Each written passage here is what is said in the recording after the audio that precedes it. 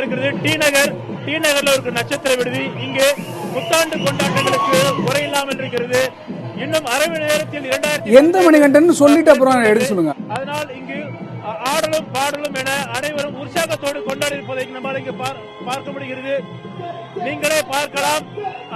ஒரு திரைப்பாடலை பாடிக்கொண்டு இங்கு குடும்பத்தினருடன் அனைவரும் வந்து ஒரு உற்சாக கொண்டாட்டத்தில் இருப்பதை நம்மால் பார்க்க முடியுது.